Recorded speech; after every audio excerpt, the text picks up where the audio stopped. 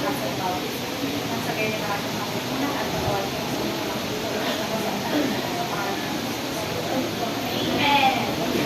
Right. So before I start my discussion, can anyone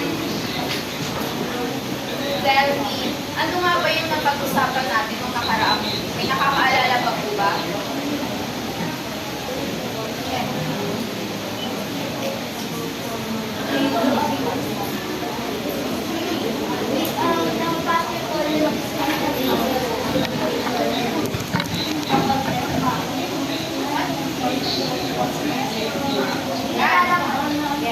So, pag-usapan natin yung table of specification. So, ano pa po ba yung isang napag-usapan natin? Isa pang topic na napag-usapan natin. May nakaalala ba po ba? Sa pang 13 na upuan siya yung sasagot. Count. 1.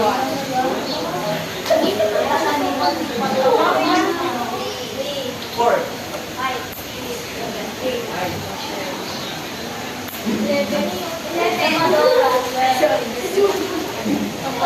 Yes.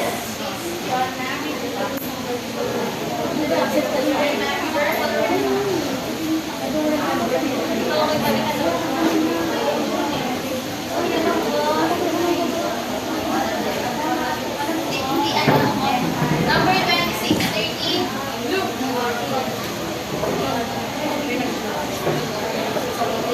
19. 24.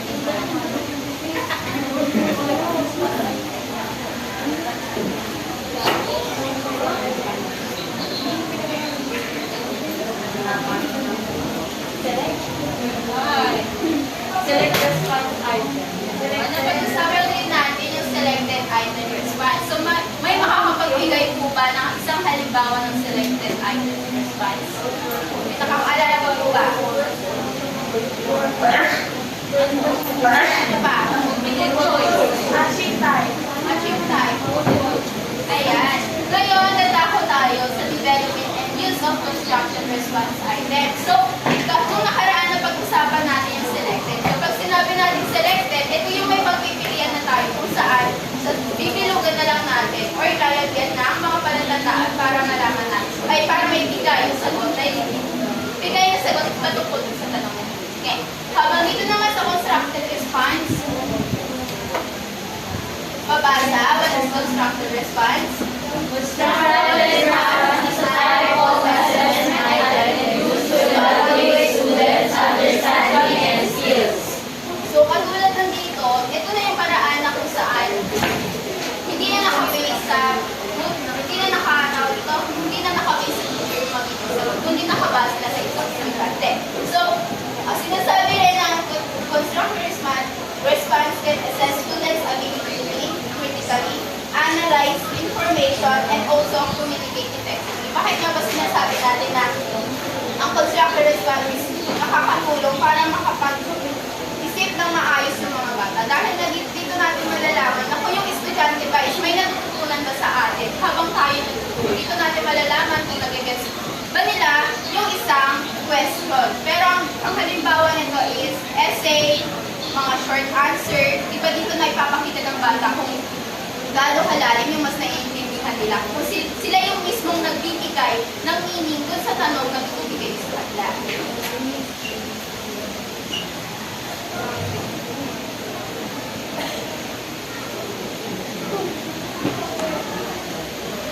So, how to make a constructive response item? So, first, choose a topic. So, as a teacher, kailangan mo mamili ng topic. Halimbawa, ang exam nyo is math. Gagawin mo bang topic is science?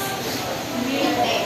So, consider dyan na sinasabi dito choose a topic. Dahil nga, para mas maintindihan ng bata kung ano nga ba yung subject or hindi natin pinaghahalo-halo yung mga item na ilalagay natin sa exam natin.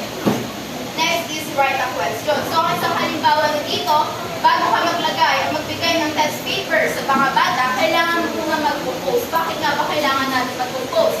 First of all, para mas malaman natin kung kaya nga bang sagutin ng mga bata yung ibibigay natin question. And already, kung yung ibibigay mo bang question is nag-conclude o dapat nga bang harapan, dapat bang harapan, dapat na ilagay dun sa subject na bibigay mong test sa kanila. Next is give instruction. Sa tingin nyo, bakit natin kailangan magbigay ng instruction sa mga test na binibigay natin sa bata? Para mas maintindihan nila kung paano nila sasagutin yung ano. Ayan, tama. Dito kasi, mas may papaliwanag sa kanila kung ano nga ba yung gagawin nila. Halimbawa, multiple choice pero walang instruction. Pero, tapos ang ginawa nila is nagsagot lang sila. Sa tingin nyo, mas okay ba yun? Diba hindi? So, kailangan natin ng instruction or yung direction bago yung mga tanong. Diba napapansin niyo sa test paper, may direction muna bago yung tanong. Next is keep it clear. Bakit nga ba natin kailangan malinaw? Katulad na ng sinabi ko sa inyo, as a student or future teacher, sa mga elementary student, hindi pa naman natin sila katulad na kung saan kayang malawak mag-isip. Ang mga bata ngayon is totally, may mga bata na kung saan mabagal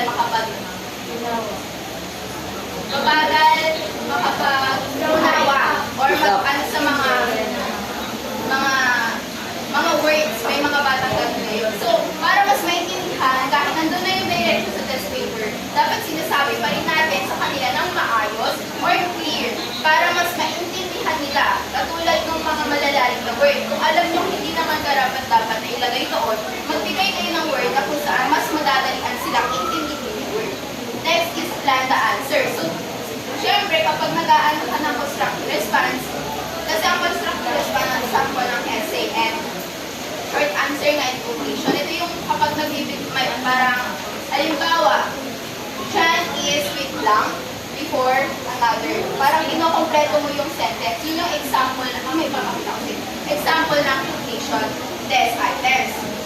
So dito, kahit hindi yung totally answered, kailangan mo pa rin magbigay ng answer. Siyempre, para kapag nag-check ka, hindi ka na mas mahihirapang mag-isip pa na kung totoo ay related ba talaga yung sagot niya dun sa binigay yung question. Next is test it out. Katulad ng sinabi ko sa inyo, ang mga bata ngayon is totally mahirap rin mag-comprehend or mag-ano ng mga word. Kung saan dito, kailangan mo rin sagutan yung sarili mo ginagawang question para malaman mo kung kakayanin ba talaga ng isang bata. Siyempre, kapag napag-usapan din natin sa mga assessment na kapag nagte-test sila, di ba, parang dito titignan nyo na kung sino yung mas nakakaintindi, sino yung mga kailangan pag-utuhan. So, dito papasok dito yung test na iisipin mo, as tingin mo ba yung nilagay mong question is karapat dapat makaya bang intindihin ng mga bata na yun yung binigay mong question. Next is adjust if needed. So, consider na siya dito sa test na. So, sa tingin nyo na hindi pala kaya ng bata magbigay, ay kung hindi kakayanin ng bata yung dito, sasagutan niya ng question, try nyo bang mas i-clear or try nyo maghanap ng mas madadalian silang tanong dun sa ibigay yung question. Next is use the game. So, pag after nyo na magagamit, dito nyo na gagamitin, after nyo may test or sa sarili nyo, pwede rin dito example is yung, halimbawa, tinuturuan nyo sa grade 2. So, i-try nyo kung, halimbawa, may mga pamangkin kayo grade 2, pero hindi nyo naman student. I-try nyo yun, pwede yun dito sa use it, ay sa test it out. Habang sa use it, kapag nakita nyo yung kaya naman ng pamangkin nyo, sagutan yung test na binigay nyo sa kanya, yun na, doon yun na pwedeng i-proceed or pa-xerox na kayo. Yun yung sinasabi ko. Ito na yung gagamitin mo para sa mga bata nyo na mag-exam. Next is use of constructive response to show what you know. So dito, we let you demonstrate your understanding and knowledge about the topic or subject. Instead of choosing from a list of options, you have to explain your answer in your own words. Kapag sinabi natin in your own words, ano ibig sabihin? Sariling opinion. Ayan, sariling opinion or yung ano nga ba yung naiintindihan nyo doon sa topic or pinaka-highlight na topic doon sa question na binigay ng isang teacher. Next is to test your skills. So dito na, mamaya papaliwanag yung mga skills na kung saan lumalabas din sa pagka-test ng mga bata. Ito may papakita, mamaya explain yung Mr. Boca. And then to assess your understanding. So dito nga, mas maaano natin kung naiintindihan ba natin yung mga napag-aralan natin. Yung overall ito, yung use of constructive response, dito natin malalaman kung yung mga bata ba natin is naiintindihan talaga yung mga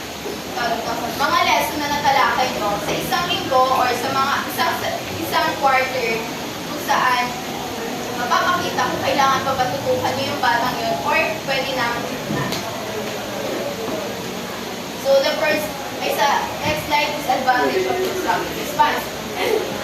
The first one is assess assess higher order thinking, promote critical thinking, authentic assessment, individualized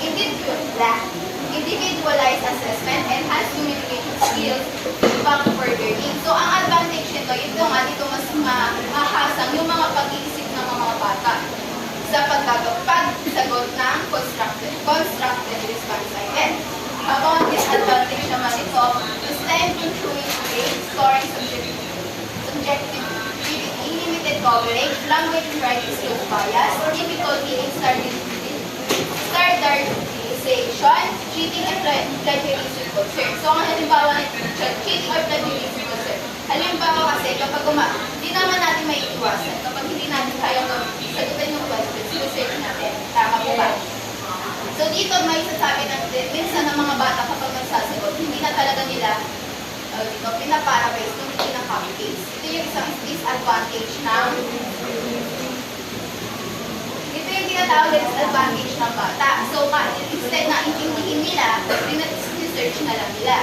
So next is language and writing skill bias. Bakit nga ba sinasabi na language and skill bias? Siyempre kapag nagsusulat tayo, may mga ibang teacher na kung saan kapag may napansing maling word or nailagay sa grammar, kinukonsider niya na mali.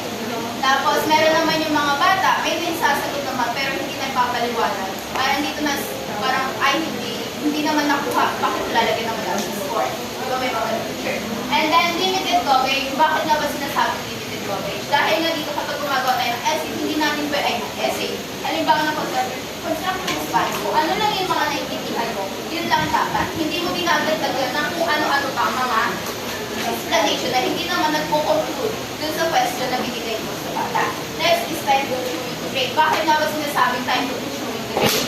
Pag sinabi kasi natin selected, ito lang yung meron na tayong answer dito sa A, B, C, D, true and false, katulad ng matching time, meron na yung tawag dito, pa-A, B, C, D pa rin naman siya. Pero dito kasi sinasabi time consuming grade kasi meron tayong sinusundan na rubrics, mga may babaliwala yung rubrics.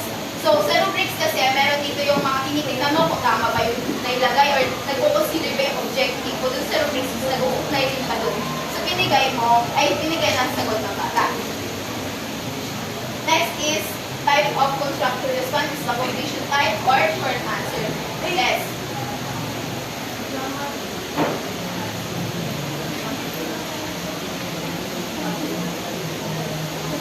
So, the completion type or short answer test is an alternative form of assessment because appropriate words, symbols, numbers to answer the question or complete a statement rather than selecting the answer from given option. There are two ways of conducting completion type of test. Question from form or complete the statement form. May makakapagbigay ba ng halimbawa na no?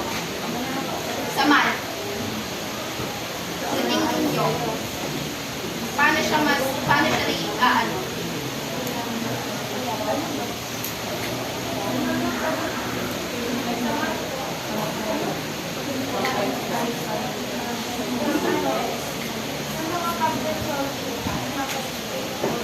Ayan, tama. So, problem solving, consider siya na tawag dito constructive response. Kasi nga, hindi naman, kapag nagpa-problem solving tayo, meron yung mga teacher na hindi agad binibigay.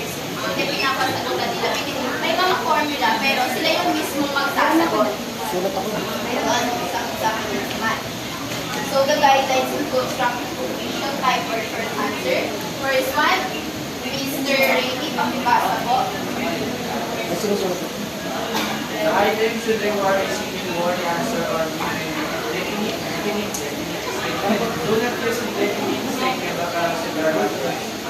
So, kapag gumagawa tayo ng isang constructive response, kailangan natin na sinabi ng katulad na malinaw. Hindi tayo gumagamit ng mga indefinite word. Ano nga ba po ang mga indefinite word? Ito yung means of using unlimited or unspecified words. Ito yung mga words na kung saan hindi naman pala naiintindihan ng bata. Ba't mo ba kailangan ilagay mo sa question na yun? So, ang kailangan mong gawin, mag-isip ka ng word na kung saan mas naiintindihan nila o mag-isip ka ng grammar na kung saan mas naiintindihan nila para mas masagutan nila ng maayos yung constructive Next is, be sure that the language used in the statement is precise and accurate in relation to the subject matter being tested. Katulad ng sinabi ko rin kanina, kailangan mo rin na accurate. Bakit nga ba kailangan na accurate? Dahil nga, may mga bata dito. May mga bata tayo talaga na, ay, halimbawa, bibigay ka ng exam patungkol sa science, tapos may nalo kang patungkol sa math. Sa tingin nyo, maintindihan nila yun. Kung alam nilang science yung exam nila. Okay? So the next one is Miss Anne, mababasa ko.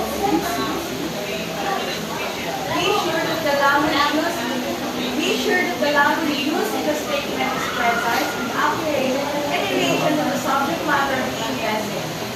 So, when we say exclude, so dito yung mga kailangan mo mag-exclude ng isang word na kung saan mas naiintindihan nila kung ano nga ba yung hinihingi mong answer dun sa essay na binibigay nyo. Halimbawa, make your own story. Sa tingin nyo ba?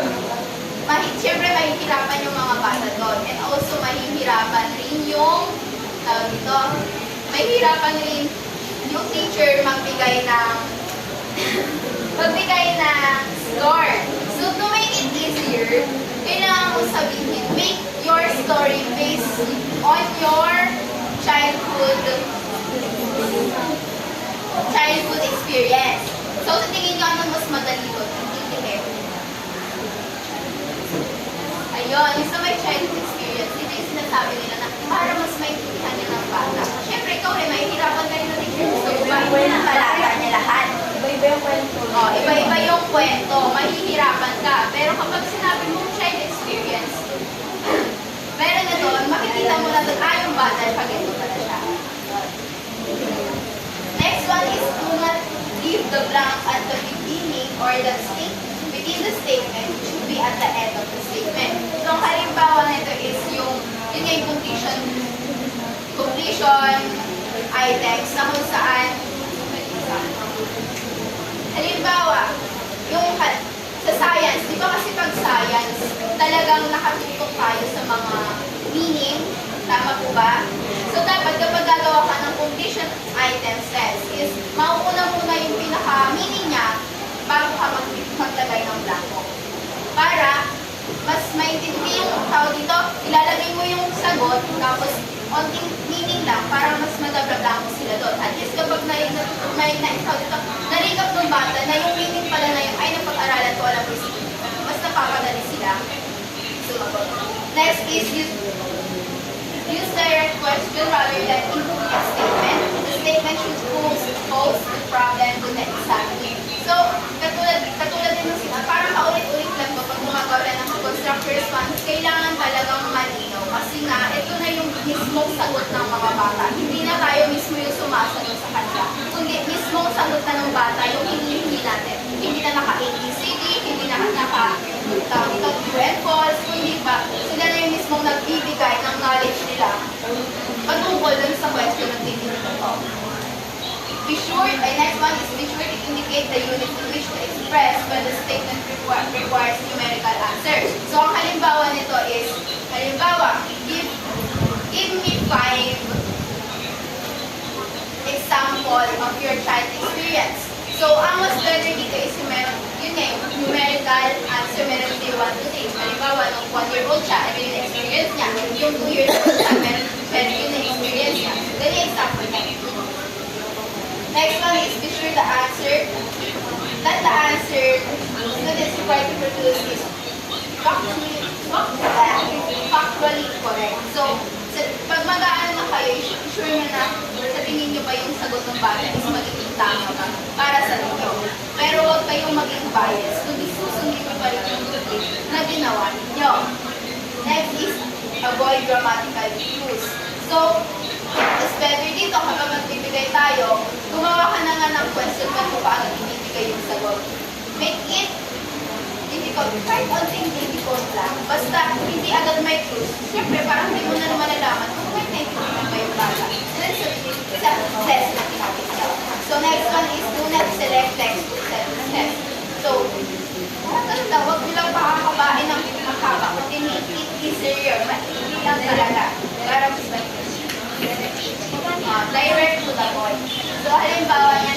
one? What do you call a polygon that has 5 sides? Pentagon. So, sa tingin niyo, na-make ba na ng maayos yung sentence? Na-make niya ba ng maayos? Okay, na-make niya ng maayos. Nagawa niya ba ng maayos yung sinasabi kanina ng mga vectors? Ayan. So, the completion form, ito yung sinasabi. A polygon with 5 sides is called ito yung sinasabi ko kanina, mas naiintindihan ng bata o mas mabibilis ang sagutan ng mga bata. Yan. Gets po ba? Ano ang completion? Gets po ba? Mas okay pala na sa last year na habang. Oo, kasi tawag dito, syempre may iba't-iba tayong kakayahan na kung saan. Syempre may mga LM student. So as LM student, syempre ang mga utak pa rin yan, hindi pa naman masyadong isa. So mas better kapag ganito. Alam nila, yung agad dito, halimbawa, beauty. Ano ba yung meaning ng beauty? So, diba kapag sinabi niya, beauty, tapos ganyan-ganyan. Ay, yung meaning, kapag nag-gets niya, ay, alam ko to, ito yung ibig sabihin ng beauty. Yun, masasagutan na agad ng bata. Hindi niya na iniiwan ng blanco.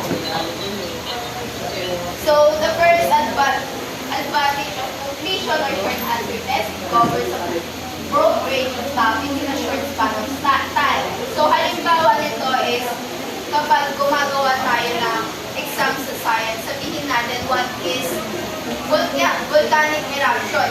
So, instead nagagawa tayo ng marami pang at isa lang, yung volcanic eruption, may papakita na ng bata kung ano nga ba yung mga, ano yung volcanic eruption, ano nga ba yung mga type of volcanic eruption. Next, it is easier to prepare and less time consuming compared to a multiple choice and matching type of test. Siyempre, kapag gumawa tayo ng mga multiple choice, pinag-iisipan muna natin kung ano nga ba yung mga gusto nyong ilagay dun sa ABCD. Halimbawa, tawag dito, Miss Anne is so blank A. Beautiful. Siyempre, iniisip ko pa sa tingin nyo, consider ba to? Okay ba ito na ilagay? Or, siyempre, iniisip nyo pa rin na kung saan mas better, mas mapapadaling paggawa natin ng exam. Pero kasi kapag multiple choice, siyempre, LM student tayo, mga elementary student, siyempre, mas napapadali pa naman talaga sa kanila yung mga ABCD. Kasi kapag ABCD, binibilog-bilugan lang, hinuhula-hulaan lang. Habang ang essay or completion answer naman, hindi mo basta, pwede ka magkamali sa mga sentence, mga grammar, or also the spelling. Diba merong mga bata na gano'n na may mga pagkasusulat minsan, spelling, ginagawa lang nila SE, tapos I, instead na E, spelling, gano'n. Next is, it can assess effectively the lower level of Bloom taxonomy. It can assess recall of information rather than recognition. So, ito yung example ng Bloom's taxonomy.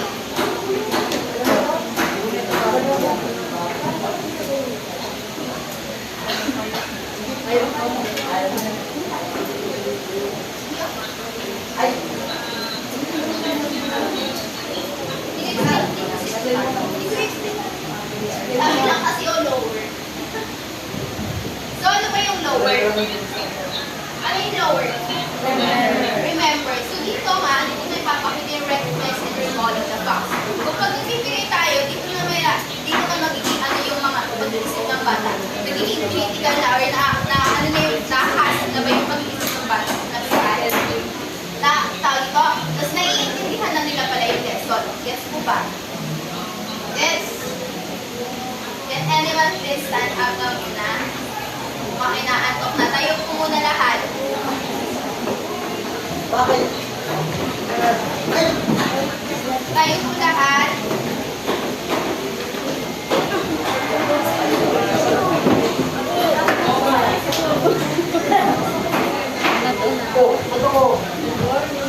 So, head, shoulder, knees, toes. Ang hindi sumunod, papasayawin ko. Head,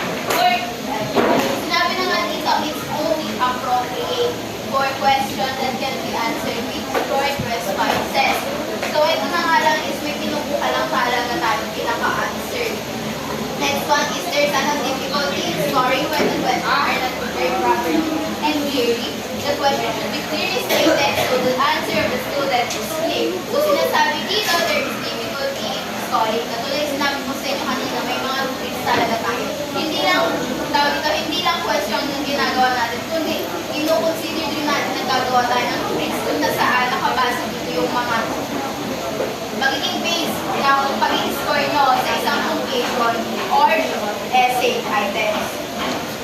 Next, this one is can assess only knowledge, comprehension, and application levels in Bloom taxonomy of cognitive topics. So, ano nga ba yung knowledge, comprehension, and application of Bloom taxonomy?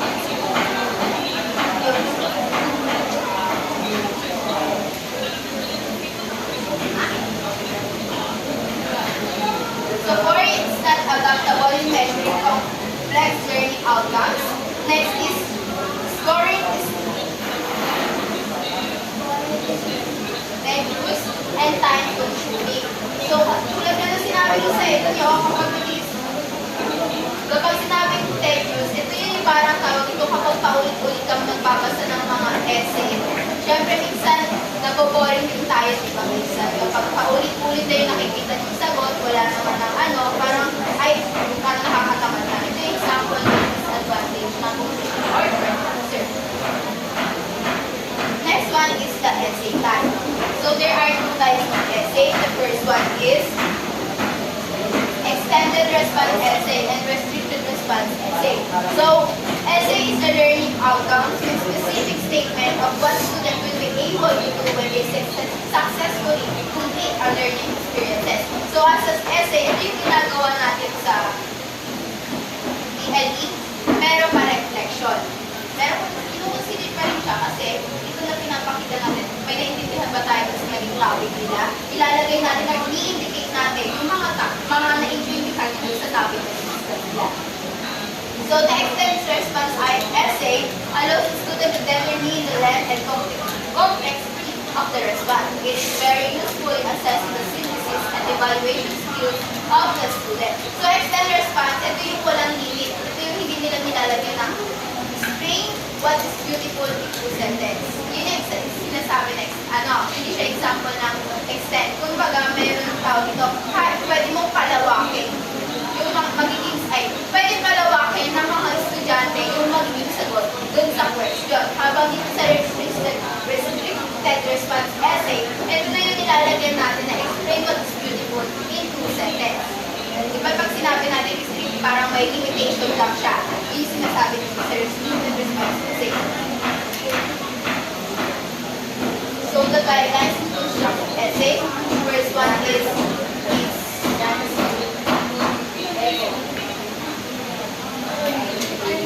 one. Construct essay questions using literature topics. So, construct essay question used to measure complex learning outcomes. Second is essay question should be related directly to the learning outcomes to be measured. So, pag sinasabi natin outcomes, ito na yung objective or magiging activities na ginawa mo.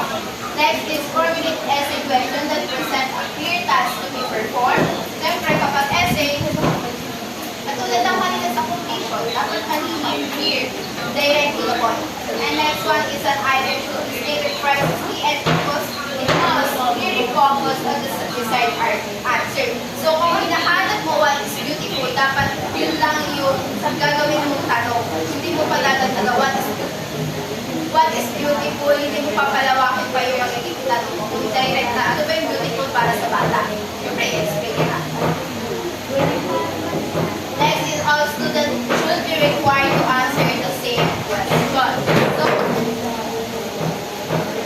So, next one is number of points and time spent on answering the question must be indicated each time. So, example nito is question number 1. So, ilang points ba yung question number 1? Dapat naka-indicate doon sa direction mo. Halimbawa, each question will be 2 points. May mga, di ba, meron tayo napapansin minsan sa mga test paper ng mga student. Meron nilalagay yung mga teacher doon sa dulo na each question will be 2 points. Para ganyan. Or kaya sa pagka-problem solving, sa math, meron doon nakalagay na each problem will be considered as 5 points. So, may mga galon. Next is specify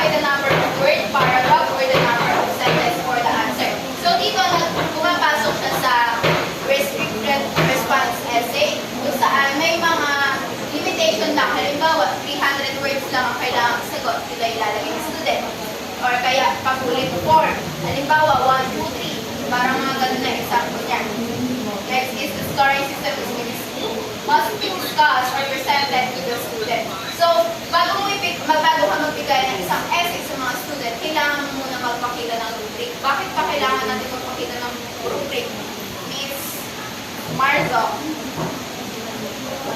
Para mas malaman natin yung kakayahan nila kung tama ba yung ginagawa nila. Kaya para sa rubric, nakakagawa yung rubric.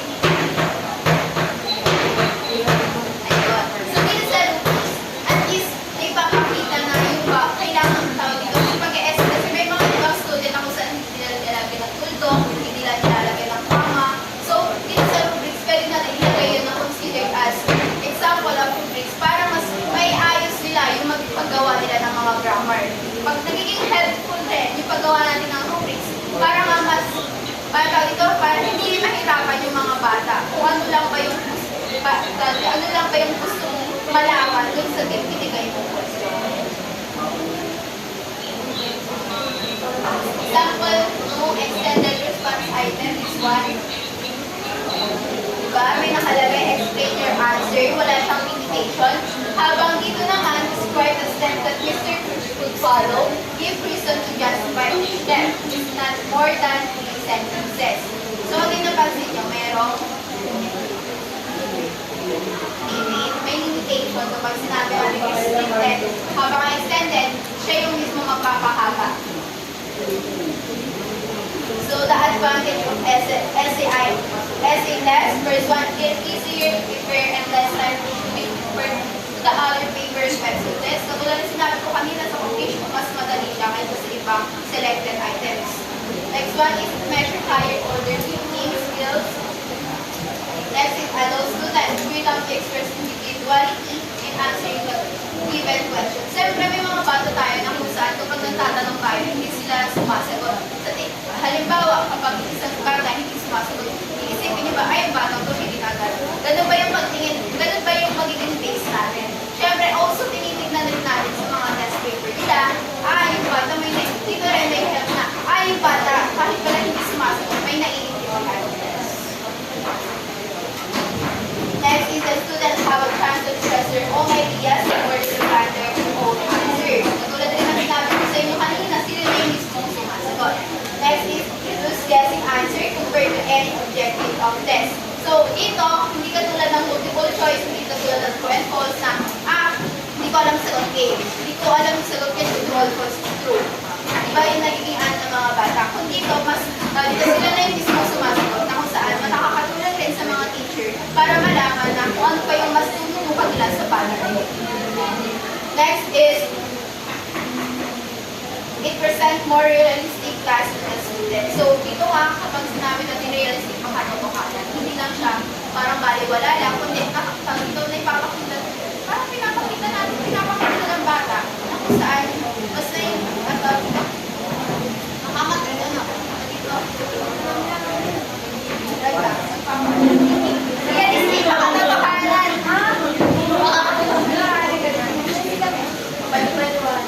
Next is, it emphasizes on the integration and application of ideas. So, kung tulad rin na kanina, na ayan na nakakatulong sa atin, ay nakakatulong sa mga bata, and also sa atin, lalo na kapag college student. Di ba, syempre, kapag science kasi, katulad ng science, marami tayong tawagin, halimbawa, description. Pero kapag sinabi natin sa ka-essay what is friction, ilalagay natin lahat agad-agad. Pero kapag sinabi natin multiple choice, what is, ito, objective. Ito, ano yung pinagawa yung kahapon? Parabolic pan. Di ba pinagabata na yung kahapon? Yung parabolic pan. Ganyan. Ano yung character ito? Oo. Yan.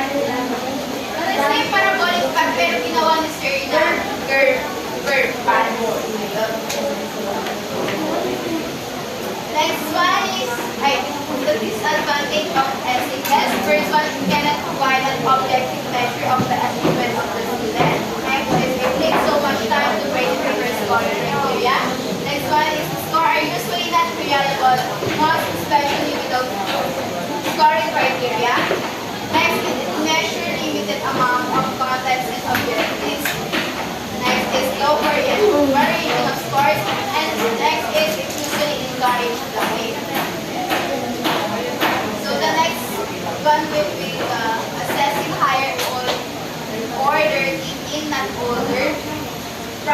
solving and critical thinking. Ano talaga eh.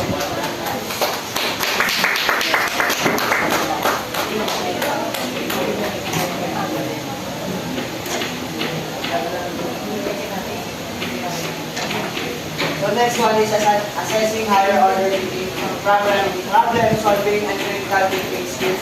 And part pa rin siya ng HATS, which is higher order thinking skills.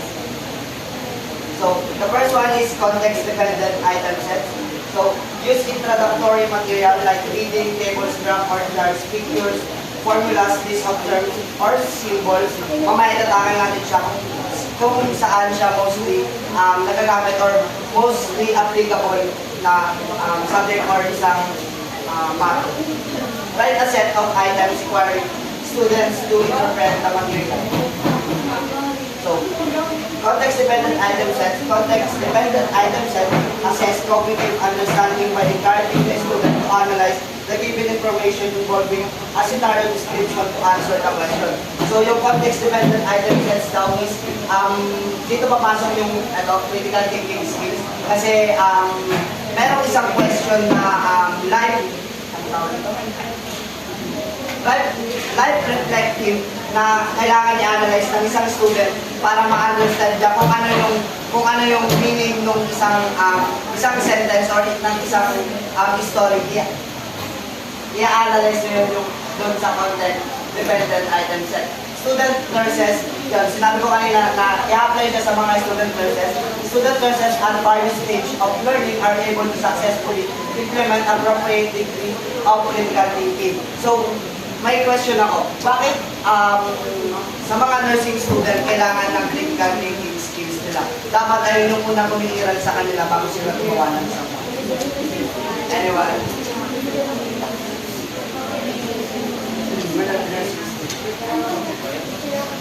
So, bakit kailangan ng critical thinking skills? Kasi nga, ang tinuturo sa mga nursing student or sa mga doctor, hindi sila pwedeng gumalaw ng walang analyzation. Kailangan muna nilang i-analyze yung isang bagay bago sila gumalaw o bago sila mag-proceed sa next step na kailangan nilang gawin. So, doon papasok yung critical thinking skills. Mamaya, ipapakita ko yung example kung bakit. So, context-dependent item sets. A stimulus is used to generate a set of questions. Written scenario, graph chart, map, picture, table, or article. Measure high-level cognitive skills, comprehension, analysis, and application. So, sa application, doon pumapasok din sa mga nursing student. Bakit? Dito, as you can see dito sa picture, merong isang pusa na inoperahan siya. So, yung question dito is, ano yung purpose ng tape para dito sa sliding bladder? Ano yung purpose ng tape? Anyone? Para? Exactly, para hindi magalaw yung sliding bladder. Para hindi gumalaw yung itong tube na to. Kasi kapag gumalaw yung tube na yan, yung sinasalin sa kanyang blood is matatapon. So yung purpose ng tape na to is to stabilize the tube na meron dito sa inside the stomach of a cat. So, learning concept or a foundational ideas or principles that describe how learners acquire knowledge, skills, and attitude. They guide educators and designing and implementing effective teaching strategies, and that learners understand their own learning processes to make learning more efficient. So, may mga example dito yung learning concept. We have active learning, blended learning, constructivism, cooperative learning, critical thinking, play-based learning, inquiry-based learning, and the last one, trial and error. So, sa active learning, dito pong pasok yung participation ng isang student kung gaano siya ka-active sa isang klase. So, dito sa setup na naroon tayo ngayon, ang gumagana sa inyong skills is active learning skills kasi nakikinig kayo sa akin and sa mga sinasabi ko, ewan ko kung may na-acquire kayong knowledge. So, the next one is blended learning skills. So, blended learning skills is mostly nagaganap siya sa mga online class or by watching YouTube videos, by watching sa mga TikTok videos, and many more. Yun yung blended learning skills na kapag may napapanood tayong isang bagay or may napapanood tayong isang story, is nagre-reflect din yun sa atin and pinag-intindihan tayo. So sa constructivism naman, sinabi ni Miss Nanalis kanina na sa isang bata ay sa isang set of question, merong key points doon or keywords na kung ano yung point of view ng story na yun or ng isang sentence na yun is the same siya sa point of view ng isang bata. So doon papasok yung constructivism. So next one is cooperative learning. Cooperative learning is papasok naman siya sa mga group activity, group works or anything na connected sa mga like sa mga community or sa mga ano tawag dito? Seminar. Doon papasok yung cooperative learning kasi nagiging-cooperate tayo sa kanila and by their voice or by sa mga sinasabi nila, by their knowledge is may na-acquire tayong kaalaman. So, critical thinking. Yung critical thinking nga, ayun nga, yung critical thinking skills is ina-analyze muna natin yung isang bagay bago tayo kumitas. Kasi kung, for example, merong isang tawag dito, glass of water na malapit na siyang mahulog. So, papasok sa isip natin na ano ba yung dapat natin gawin para hindi mahulog yung glass of water na yun sa table. Kasi may isip natin, kung mahuhulog yung glass of water na yun, is may possibilities na mababasag yung glass kasi malakas yung impact. So, papasok yung critical thinking natin kung ano yung pwede natin magawa to prevent that accident or incident. So, the next one is play-based learning. Play-based learning is papasok na sa mga elementary student or elementary teacher na nilalagyan nila ng laro, nilalagyan nila ng parang energizer sa bata para magkaroon ng attraction yung bata para mas matuto. For example, by reading. Sa reading is papasok dito yung mga sa babasahin nila merong mga laro, ganun, merong mga nakaka-encourage sa kanila to do more or to listen more. So, the next one is inquiry-based learning. Sa inquiry-based learning is meron tayong 5 sets. So, the first one is ask. Yung ask is magtatanong ka, magtatanong ako para magkaroon ng inquiry. Nag-inquire tayo sa mga taong nakakalam. So, the next one is to investigate. Kung ano yung naitanong natin sa kanila na tapos yung knowledge nila is share nila sa atin, doon papasok yung investigate. I-investigate natin yung sinabi nila if it is right or mali na sinabi nila. So, the next one is create. After our investigation, gagawa naman tayo ng movement. Gagawa naman tayo ng way para gumawa ng isang scenario. So, after our create, i-discuss natin yun. After our analyzation, na magawa natin yung bagay na yun, is gagawa naman tayo ng discussion. Kung paano natin mas i-elaborate yung knowledge nila na na-acquire natin and kung ano yung knowledge na meron tayo, i-discuss natin yun sa mga nakakapiling sa atin. So the next one is reflect. Kung ano yung discuss natin, dapat is nagre-reflect sa sarili natin or nagre-reflect sa mga nakikinig sa atin para madali silang makakonect sa sinasabi natin. So, the next one is trial and error. So, sa trial and error naman is mostly gumagana siya or mostly na nangyari siya sa mga math problem. So, bakit nga ba nagkakaroon ng trial and error sa math problem? So, nangyayari siya kasi hindi naman, if mahirap yung isang question is kailangan natin gumamit ng trial and error to find the right answer na pwede natin gamitin. So, the next one is yung kanina nga na Bloom's taxonomy na nanatakan ni Miss Nanalis, which is yung remember. So the first one sa Bloom's taxonomy is create. The second one is evaluate. The third one to analyze. The fourth one is to apply. The fifth one is to understand. The sixth one is to remember.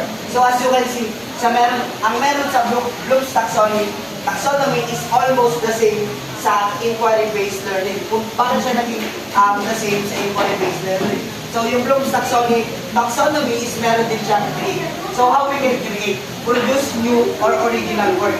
Kailangan natin gumawa kung ano yung knowledge nila, kailangan natin mas i-improve yun. Doon tayo gagawa ng by their knowledge, doon tayo mag-acquire, but yung knowledge nila is dadagdagan natin and i-level up natin yung knowledge nila.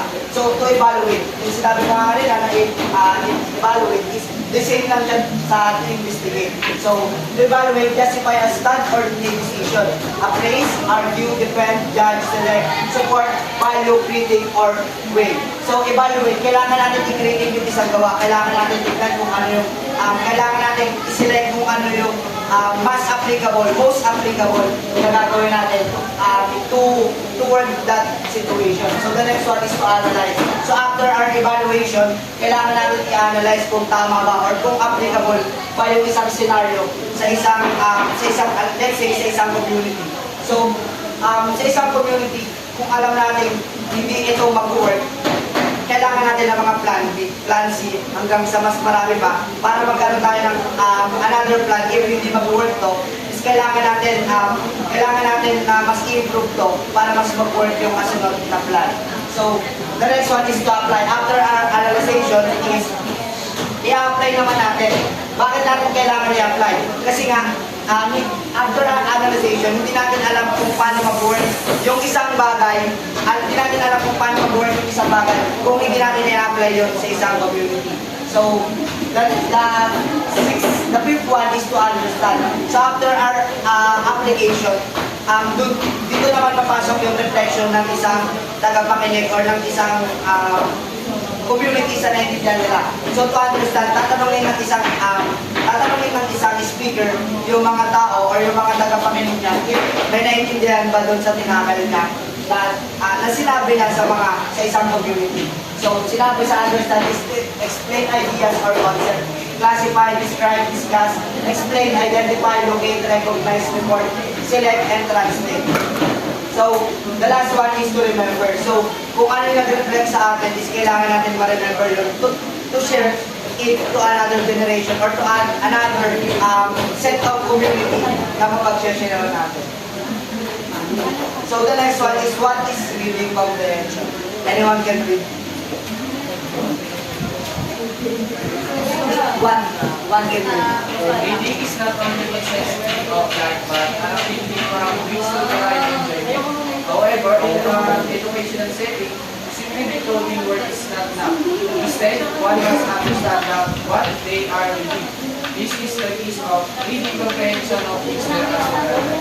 So, sinabi sa reading comprehension is not only necessity of life. Hindi siya necessity sa atin, but an activity from which to derive enjoyment. So, di ba sa mga bata is, akala nila hindi sila na magbe-benefit doon.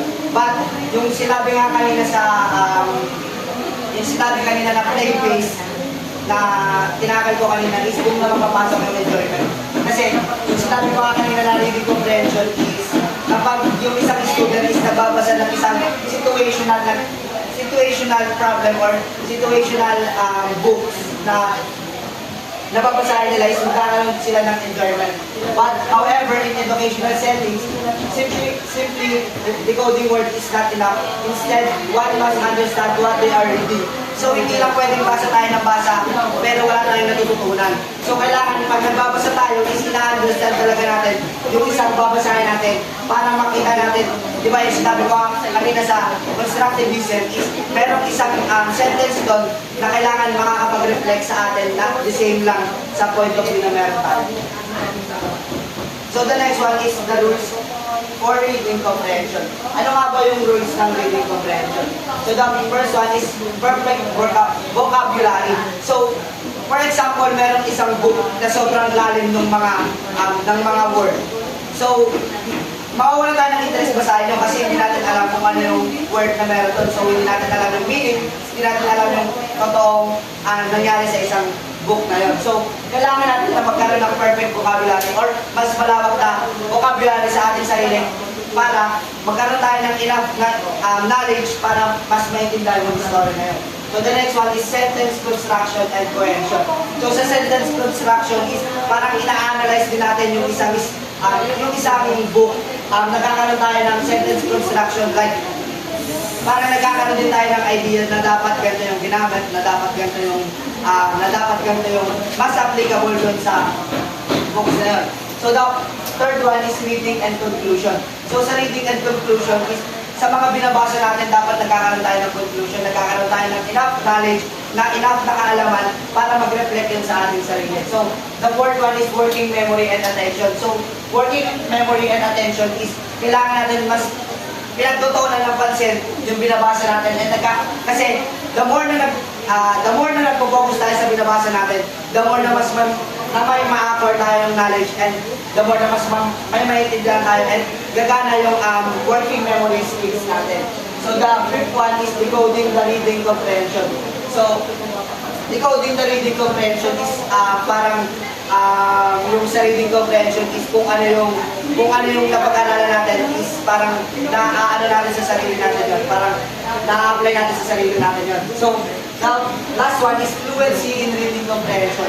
So yung fluency in reading comprehension is mostly nangyayari siya sa mga, if I'm not mistaken is grade 4 or grade 5 kasi hindi siya or grade 6 kasi yung isang student is hindi mag-level up or hindi makaka-graduate kung hindi siya fluent na makakapagbasa kasi nga, di ba, ang kasabihan nga doon is, or yung sinasabi ng mga teacher natin is, ano na lang yung sasabihin sa akin ng teacher ko kung yung estudyante ko is hindi marunong magbasa.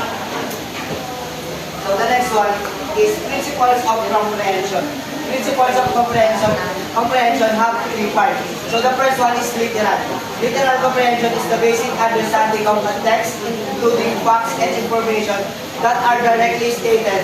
So sa literal is dapat sa isang set of words or sa isang set of question, dapat makikita na natin yung isang direct point nung isang question na yun. So dapat sa question na yun, makikita na natin yung answer doon. So kung multiple choice yung gagawin natin question, kung meron doon sa set of question natin, dapat meron ng direct to the point doon na makikita yung student and magkakaroon na sila ng idea kung ano yung exact answer.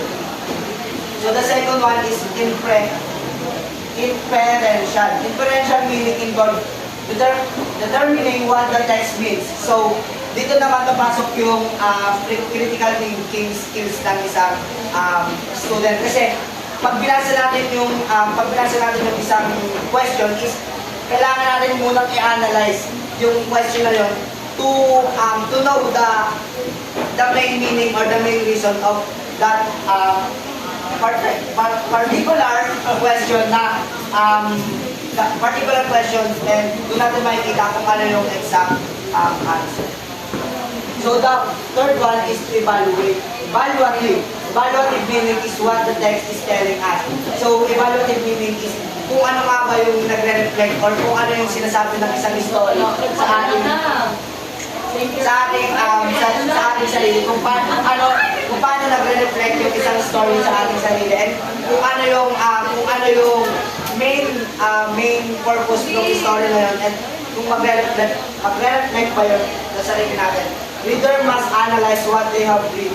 Then they must form an opinion based on the information. So, dun nga, yung opinion-based information is makikita natin kung nag-reflect sa ating sarili yun, kung may na-acquire tayong knowledge, and masishare natin yun sa iba. So, the next one is problem-solving skills. The problem-solving skills help you to determine the source of a problem and find an effective solution. Although problem-solving is often identified as its own separate skills, there are other related skills that contribute to this ability. So problem-solving skills, yung sinabi ko kanina, sa problem-solving skills is ito yung source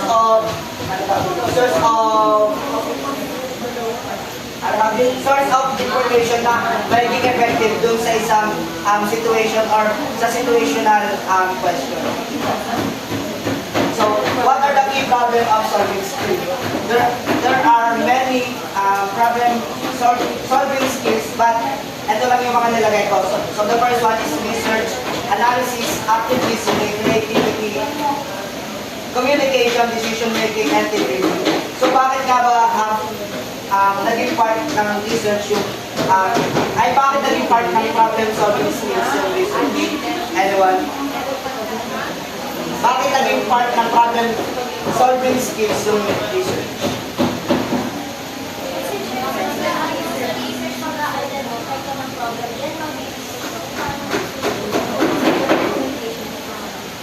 ang galing mo dito. Tsaka sa training analysis. So, exactly. Sa research kasi is magkakaroon tayo ng another point of view. Magkakaroon tayo ng, halimbawa, for example, meron akong idea or meron akong kaalaman sa isang topic na to. But kailangan ko pang mag-research to add more information regarding that information. So, the next one is analysis. Kailangan natin kung i-analyze to have a better answer to that problem.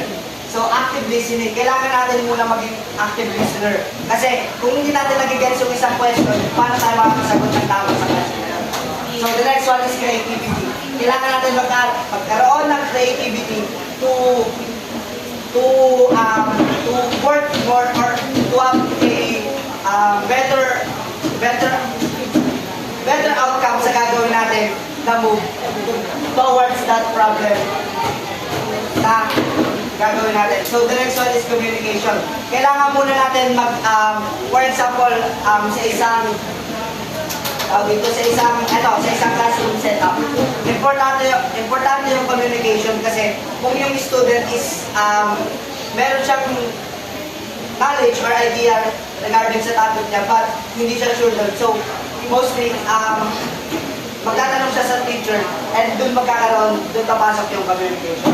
So sa decision making, sa problem solving skills is decision making yung pinaka-magmamatter or decision making yung pinaka-importante kasi kung ano yung magiging decision natin, yun na yung magiging outcome ng ating gagawin. So sa team building, di ba, mostly nangyayari yung parang nagiging get together or nagkakaroon ng pagkakaisa yung isang yung isang like sa workplace, nagkakaroon ng pagkakaisa doon and nagkakaroon doon ng communication. So, the last one is the critical thinking skill. Critical thinking skills is the ability to interpret, evaluate, and analyze facts and information that are available to form a judgment or decide if something is right or wrong, more than just being curious about the world around you. Critical thinkers make connection between logical ideas to see the bigger picture. So, di ba, nung first year tayo, ewan ko nakalimutan ko kung anong subject yun.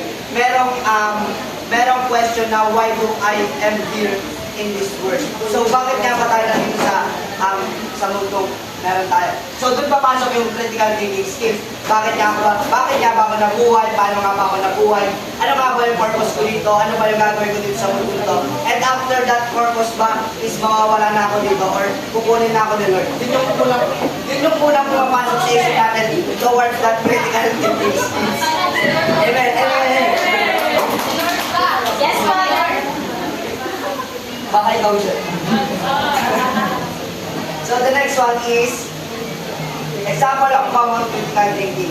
So dito na naman papasok yung research, identification of biases, open-mindedness, analysis, problem-solving skills. So sa common critical thinking is papasok na naman yung research kasi nga yung research is siya yung main sources ng knowledge na meron tayo. So sa identification of biases is magkakaroon naman ng let's say for example sa isang ano tawag dito? Sa isang election is mostly nangyayari yung biases. Bakit nga ba nagkakaroon ng biases? Kasi nga parang yung isang tumatakbo na kandidato is parang kinukuha niya na lahat ng mga voters ng ibang partido. But nung nakuha niya after niyang mabayaran is nagiging bias yung mga nakuha niya kasi bumoboto pa rin doon sa partido sa kabila. So, nangyari din siya dito. So, next one is open-mindedness. Open-minded ka ba? Pasok ka na. So open-mindedness is, dito naman papasok yung, mostly kung open-minded ka is maraming pumapasok sa isip mo. Maraming pumapasok na question na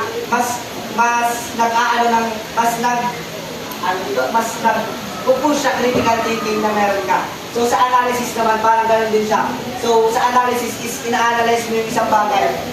Yung isang bagay yung analysis, ano ba yun? Yun. Nakalimutan ko. Ina-analyze mo and after that analyzation, iisipin mo kung tama ba yung analyzation mo na yun. So mag-ask ka naman ng further explanation sa iba. Kung magmamatch yun, then tama yung naisip mo. Tama ka. So the next one is problem solving. So bakit nga ba naging connect na problem solving yung critical thinking? Anyone? Lamadora. Magaling ka eh. Anak ka na sa putak eh. Kaya mo yan. So, bakit nga ba naging part ng critical thinking yung problem solving skill? Kasi parehas naman silang skill. So, yung problem solving skills kasi is may isang ang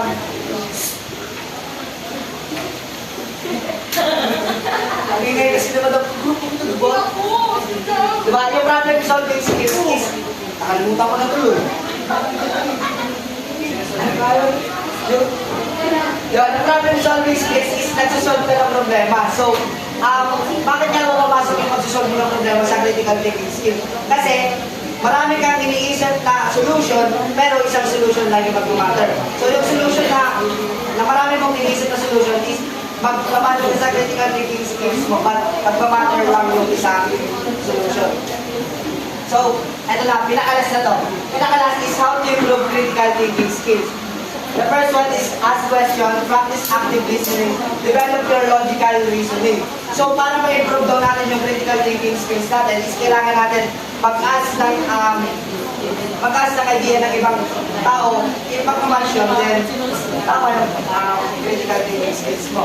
So, the next one is practice active listening. Kailangan natin muna maging active listener bago tayo magkaroon ng proper critical thinking skills. Kasi kung hindi tayo makikinig, then anong knowledge yung ma-acquire natin sa ibang tao. So then, last one is develop your logical reasoning. Kailangan muna natin i-develop yung logical reasoning kasi kailangan muna natin maging logical thinker. Magkakaroon ng logical thinking, for example, sa mga science activities. Sa isang science activities, di ba, merong, for example, yung volcanic eruption. Paano nga ba nagkakaroon ng volcanic eruption sa science activity? Anyone? Kung ano yung mga ginagamit? Vinegar. Baking soda. Ano pa? Vinegar. Ano pa? Soda. Food coloring. Food coloring. Ano pa? Diyun. Di ba yun? Ano ba? May kulang pa. May kulang pa. Kulang ng clay. Kasi kapag kulang clay, wala ka lang. Kasi hindi ka makagawa ng vulkan. Tama? The next one is assembling, administering, and storing paper.